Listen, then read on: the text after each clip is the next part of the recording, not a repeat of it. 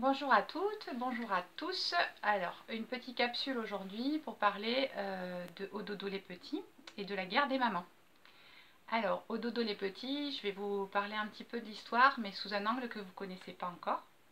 C'est-à-dire que nous, on a décidé de rééditer le livre il y a à peu près 2 ans, un peu plus de 2 ans, donc c'était août 2016. Et entre le moment où on a pris la décision et le livre a été édité, il s'est écoulé 5 semaines, ce qui est très peu, hein.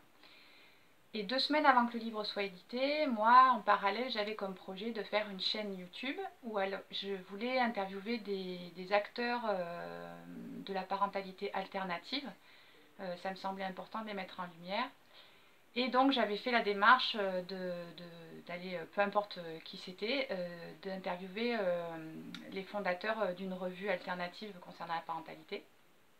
Et on m'a répondu: on ne veut pas faire d'interview avec toi parce qu'on ne veut pas être associé à la méthode Au dodo les petits. Alors là, moi j'étais très surprise parce que le livre n'était pas encore sorti, très peu de personnes savaient en fait. Mais bon, voilà, on a pris la réponse comme ça. Et puis au fur et à mesure de mon parcours, je me suis rendu compte que pareil, j'ai fait une interview avec Thierry Casasnovas, qui est un ami. Du coup, ça m'a ouvert certaines portes et fermé d'autres. Voilà, donc parce que du coup, voilà, on m'associe à lui.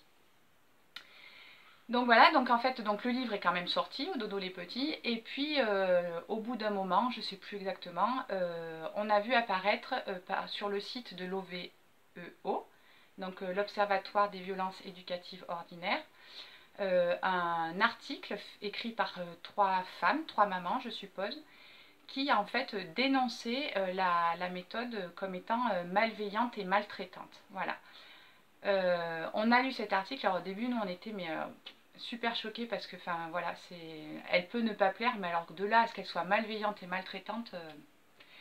Et en lisant l'article, on s'est rendu compte en fait que les personnes qui ont critiqué le livre ne critiquaient pas la cure parce qu'ils n'avaient pas lu le livre. Et voilà, et allaient donner des arguments qui n'étaient pas faux, hein, mais qui étaient vraiment très orientés en fait. Donc on s'est permis, donc Sarah Bussonneau s'est permis de faire un droit de réponse qui a été aussi affiché sur le site. Et on continue donc à avoir le groupe qui fonctionne quand même assez bien et qui aide pas mal de parents. Cette méthode fait quand même, comment dire, attise quand même les passions chez les mamans. C'est-à-dire qu'il y a celles qui sont pour et qui sont contentes parce qu'elles l'ont expérimenté et que vraiment ça a changé leur quotidien. Alors c'est pas leur quotidien de façon égocentrique, hein. C'est-à-dire que l'enfant, ça a changé le quotidien de l'enfant, ça a changé le quotidien de leur famille, de leur couple. Voilà, c'est quand même pas rien, quoi.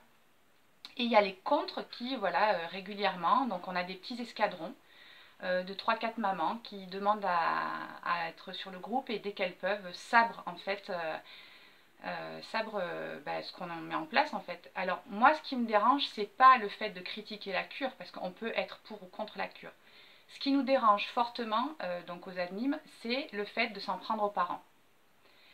Voilà, donc ça c'est problématique. Dans ces cas-là, en fait, on les vire du groupe. Parce que des groupes sur Internet, pour des groupes, des forums, des blogs, pour parler, intellectualiser et vraiment faire une utopie de l'éducation, il y en a mais plein, plein, plein, plein. Et en fait, on précise que le groupe Au dodo les petits est simplement là pour mettre en pratique la cure. C'est-à-dire pour la mettre... La personne doit lire le livre, doit lire les témoignages et ensuite voir si ça lui correspond ou pas. Et si elle a des difficultés, on l'accompagne. Si elle dit je me rends compte que j'y arrive pas, il n'y a aucun problème. Si elle dit il y a des outils qui me correspondent et d'autres pas, c'est bien aussi. Justement, ça veut dire qu'elle s'est approprié le truc, c'est génial quoi. Mais on refuse fortement de rentrer dans la guerre des mamans. Alors la guerre des mamans, c'est vous avez d'un côté les mamans lambda comme moi, par exemple, ou comme Sarah, comme Anna, comme Julie. Et puis de l'autre côté, vous avez les mamans parfaites. Alors vous savez, les mamans parfaites, c'est-à-dire qu'elles savent tout, toujours très bien faire avec leurs enfants, mais elles sont mieux que ça. Elles sont parfaites. C'est-à-dire qu'elles savent comment devraient faire les autres parents avec leurs propres enfants. Et elles sont encore plus fortes que ça. Parce qu'elles savent comment elles font avec leurs enfants, que c'est parfait en fait, elles ont toutes les vérités. En plus de ça, elles savent comment devraient faire les autres parents, mais en plus de ça, elles savent comment devraient faire les autres parents avec les enfants alors qu'elles ne connaissent même pas leur contexte de vie. Donc je veux dire, on capitule, on ne peut pas se battre contre ça. Et on n'en a mais strictement pas du tout envie, quoi. Voilà, donc c'était une petite capsule pour parler de ça. Je sais que voilà, il y en a pour qui ce sera clair, il y en a pour qui ce sera moins clair. Il y en a qui vont s'amuser à enlever, à prendre des petits mots dans mes phrases pour dire oui mais si tu dis ci, oui mais si tu dis ça. Voilà. Précision importante, c'est que nous sommes conscients, que ce soit nous les éditeurs ou les personnes qui accompagnent les autres parents, que ce n'est pas la voie normale du sommeil du bébé. Par contre, à un moment donné, quand les besoins non négociables physiologiques de l'enfant sont en péril, comme le sommeil, alors je rappelle juste, hein, quelqu'un qui manque de sommeil, il peut, alors les parents ça peut être accident de voiture, divorce, parce que mésentente, troubles cardiaques, troubles hormonaux, troubles hormonaux. Pour l'enfant, ça peut être arrêt de la courbe de croissance, manque d'appétit.